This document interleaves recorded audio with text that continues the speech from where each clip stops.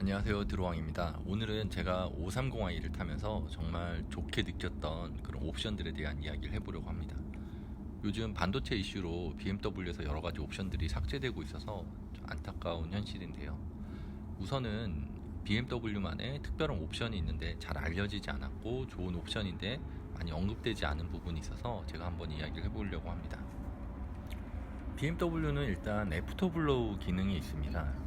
여름철에 에어컨을 켜고 운행하다가 집에 도착해서 그냥 시동을 꺼버리면 에어컨 공조기에 습기가 차서 곰팡이 냄새가 발생하잖아요. 그래서 전에 타던 차량들은 반드시 여름철에 차 시동을 끄고 뜨거운 히터를 틀어가지고 에어컨 공조기를 말려줬었습니다. 굉장히 불편했었는데요. 에어컨을 끄면 엄청 더운데 또 거기에다가 히터까지, 뜨거운 히터까지 틀어서 에어컨 공조기를 말려줘야 한다는 게 그렇게 쉬운 일은 아니더라고요. 그래서 대부분의 차주분들이 말려줘야 되는 건 알고 있지만 그 여름에 실천하지 못하는 이유가 너무 덥기도 하고 그 말리는 시간 동안 그 더위를 참고 기다리고 서 있어야 한다는 것도 엄청나게 귀찮고 불편하기 때문에 대부분의 차주들이 말리지 않고 그냥 시동을 끄자마자 집으로 들어가는 경우가 있어서 이런 경우에 냄새가 굉장히 많이 나게 되죠. 그래서 뭐 그런 불편함을 해소하기 위해서 요즘에 애프터블로우라는 그런 싸제 제품들이 많이 출시가 되었더라고요. 이것도 뭐 국산차 같은 경우는 뭐 15만 원에서 20만 원 정도가 들고 외제차 같은 경우는 금액이 더 비싼 걸로 알고 있습니다. 그런데 뭐 보증기간이 남아있는 새 차라면 애프터블로우 제품을 달게 되면 보증에 문제가 될 수도 있고 싸제 애프터블로우가 또 화재가 난 적도 있었습니다. 그래서 배터리 방전 문제 등이라든지 뭐 이런 여러 가지 문제로 인해서 수입 신차 같은 경우는 시공을 받고 싶어도 그 업체에서 잘 안 해주려고 하는 경향이 있다고 하더라고요. BMW에는 애프터블로우 기능이 순정으로 들어가 있어서 가장 좋은 옵션 중에 하나라고 생각을 합니다. BMW에서는 이름을 애프터블로우라고 짓지 않고 독립환풍이라고 이름을 지었는데요. 왜 저렇게 이름을 지었는지는 잘 모르겠습니다. 스스로 뭐 바람을 돌린다라는 걸 의미하는 것 같긴 하는데 그래서 주변 사람들에게 독립환풍 기능이 있어서 여름에 엄청 편하다고 얘기를 하면 그게 잘 뭔지 이해를 못 하더라고요. 그냥 뭐 좋은 게 있나 보다 그냥 그런 식으로 넘어가는데 제가 순정으로 애프터블로우 기능이 BMW에 달려 있어서 여름철에 너무 편하다라고 얘기를 하면 와 되게 좋은 게 순정으로 달려 있구나 이렇게 많이 부러워하더라고요. BMW 대부분의 차량에는 이 독립환풍 기능, 그러니까 애프터블로우 기능이 다 들어가 있는 걸로 알고 있는데요. 시동을 끄면 그냥 자동으로 자기 혼자 문을 잠그고 집에 들어가도 한참 동안 스스로 바람이 나와서 에어컨 공조기를 말려주는 아주 좋은 기능입니다. 여름철에 더운데 에어컨을 말려주는 그 후작업을 하지 않아도 돼서 굉장히 너무 만족하는 좋은 기능인데 이 기능에 대해서 그렇게 많은 그 리뷰어들이 이야기를 하질 않더라고요. 그래서 잘 모르고 쓰지 않는 분들도 있는데 이 기능을 꼭 독립환풍 기능이 여름철에 작동하도록 세팅을 해놔서 쾌적하게 이렇게 냄새 안 나게 공조기를 잘 사용할 수 있으면 좋겠다고 생각을 했습니다.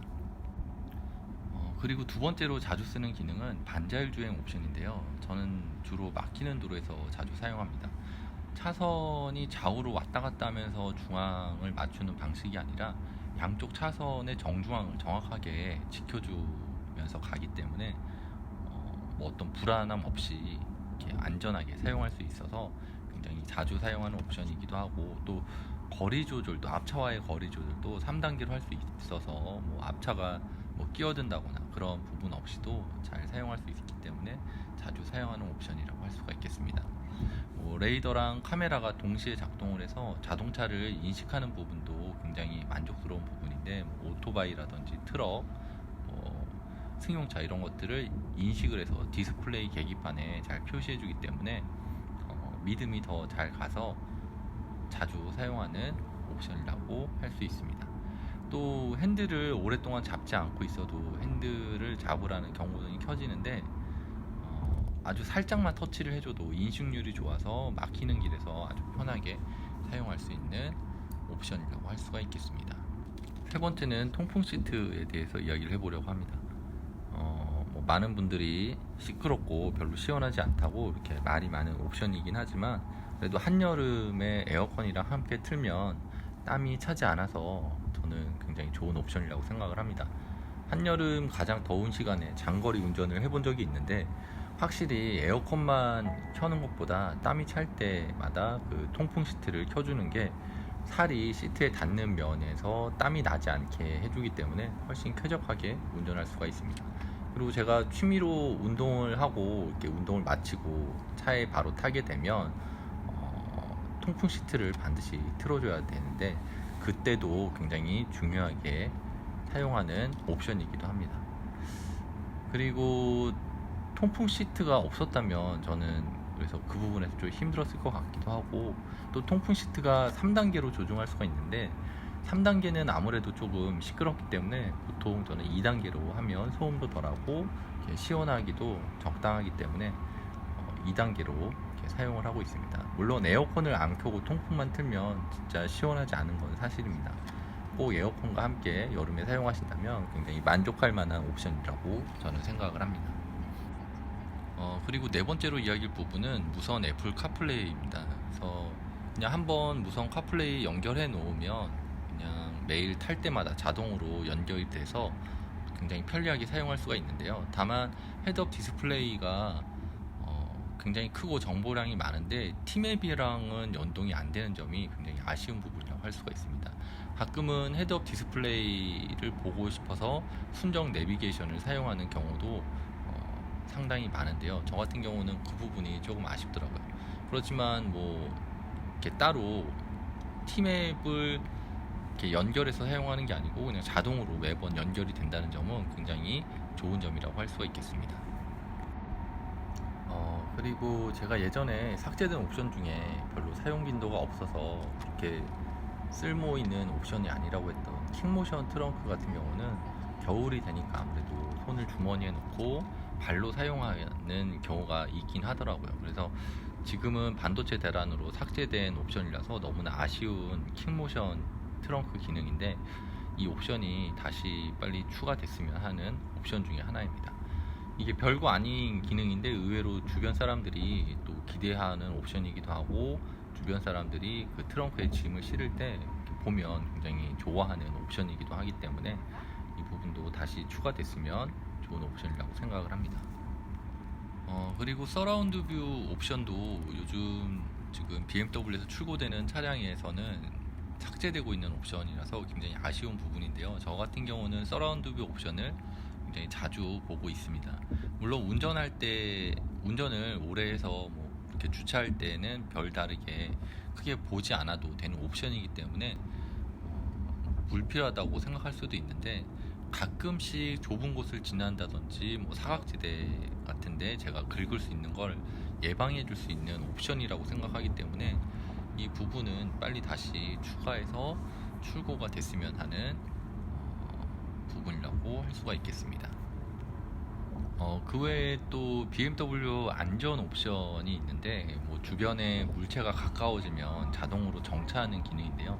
가끔은 주차할 때 아직 더 가까이 붙일 수 있는데, 주차 기둥으로 붙일 수가 있는데도 너무 갑작스럽게 정차하는 바람에 깜짝 놀랄 때도 있습니다. 근데 그래서 이 부분이 귀찮아서 끄고 다니시는 분들도 있다고 들었는데, 저 같은 경우는 그래도 끄지 않고 최대한 제가 못 보는 사각지대나 장애물, 뭐 어린아이가 갑자기 튀어나올 수도 있기 때문에 긴급 제동 안전 옵션 같은 경우는 굉장히 좋은 옵션이라고 생각을 하고 있고, 잘 조절한다면 그렇게 갑작스럽게 정차하는 부분도 없을 거라고 생각을 합니다. 이건 좀 익숙해져야 되는 부분이라고 생각을 합니다.